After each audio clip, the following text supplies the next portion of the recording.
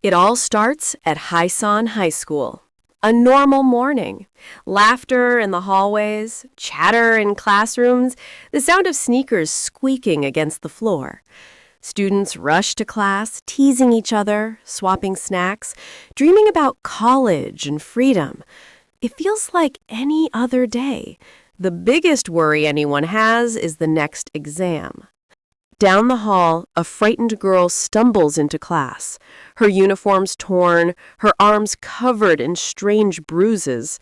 Her friends rush to her side, calling her name. She opens her mouth to speak, but no words come out, only a low, guttural growl. Then she collapses.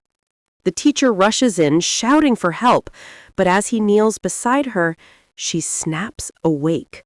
Her body twists unnaturally, eyes rolling white. She grabs his arm and bites. Screams echo through the room.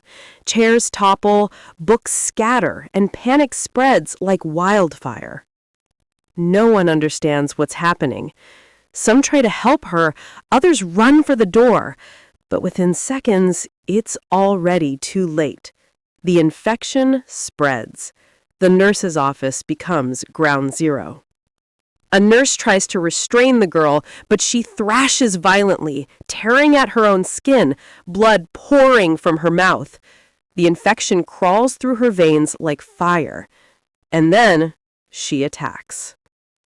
In the blink of an eye, chaos erupts through Hyosan. Students scream, desks crash, lockers slam shut as terrified kids hide inside. The fire alarm blares, lights flicker, and the once cheerful school turns into a nightmare. One by one, students turn on each other. Friends bite friends. Blood splatters across the walls. Phones drop to the ground, recording it all. Outside, the sky darkens. No one knows what's happening inside those walls. To the world, it's just another quiet school day. But inside Hyosan High, the outbreak has begun. A few lucky ones manage to escape upstairs, locking the doors behind them. Others aren't so lucky. The screams fade, replaced by the sound of footsteps. Slow, heavy, unhuman. And as the camera pans over the trembling halls, we realize the nightmare isn't just starting. It's spreading, and there's no going back. The outbreak consumes the school in minutes. The halls that once echoed with laughter now drip with blood and screams. Doors slam shut, windows shatter, students scatter in every direction, some fighting to survive, others frozen in shock. Inside one barricaded classroom, a handful of students cling to life. Anjo, Cheongsin, Suhik, Namra, and a few others. Their faces are pale, their hands trembling as they push desks against the door.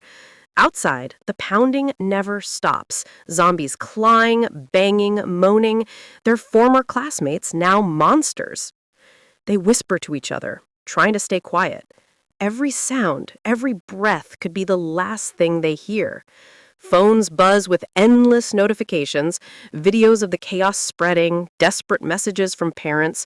But one by one, the batteries die. And with them, the last connection to the outside world. The military doesn't come. No rescue teams, no evacuation. Hyosan has been sealed off, quarantined, abandoned, erased from the map. The students are on their own. Hunger sets in. They search through drawers for food, a few crackers, water bottles, anything. They build makeshift weapons out of whatever they can find. Broken chair legs, sharpened pencils, broomsticks wrapped in tape. Every hallway becomes a battlefield.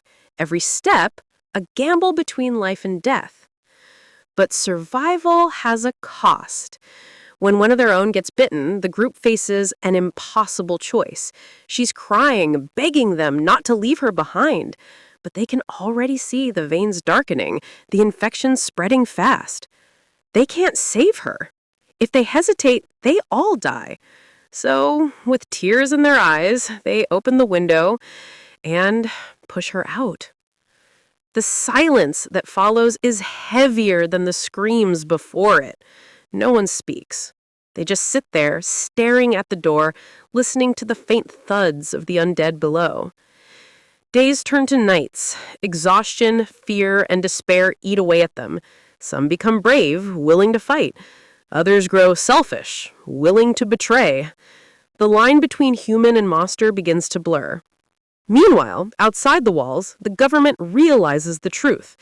This isn't an outbreak they can contain, it's a war they can't win.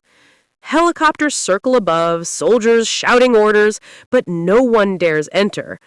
Hyosan is lost, one commander says, and just like that, every trapped soul inside the school is left to die. Cheongsan searches for his mother, hoping she's still alive. He finds her, but she's already turned. She looks at him, eyes empty, and he realizes there's nothing left of the woman who raised him. He runs, choking on tears as the building behind him burns. Then there's Guinam, the bully who refuses to die. Bitten, bleeding, but somehow still human. He becomes something else, something worse. Not alive, not dead, but both. And now he hunts them, not for food, but for revenge. After endless days trapped in hell, the survivors make a desperate decision. They can't wait any longer. The fire alarm blares, smoke fills the halls, and the rain pours down, soaking their clothes and muddying their shoes. Every step is a gamble. One wrong move, one moment of hesitation, and it's over. They fight their way out of the barricaded classroom, using chairs, brooms, and whatever weapons they've managed to fashion. But the undead are relentless. Friends fall. Screams pierce the storm outside. Each hallway becomes a gauntlet, each door a potential trap. Cheongsan stays behind. Guinam is waiting, a monster that was once a boy, now consumed by hunger and rage. They clash in a brutal, desperate fight. Cheongsan knows he has nothing left to lose. The explosion rips through the school as he sacrifices himself, buying the others precious seconds to escape. Outside, the city is in chaos. The military prepares to eradicate Hyosan completely. Missiles are loaded, helicopters circle overhead.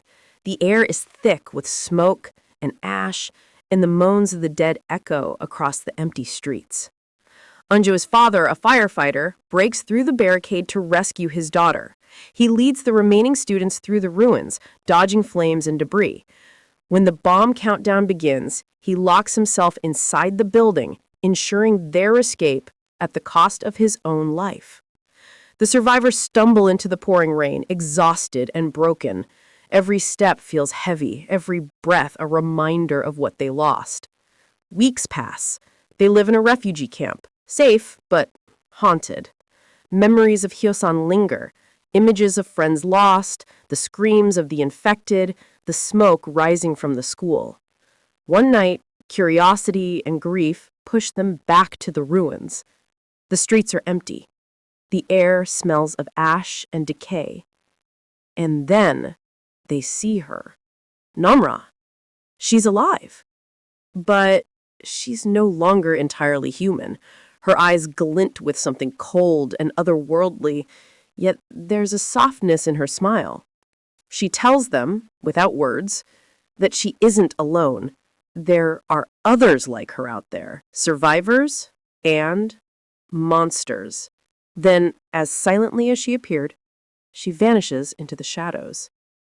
The camera pans over Hyosan and the ruined city beyond. The virus may be contained, but it isn't gone. It's waiting,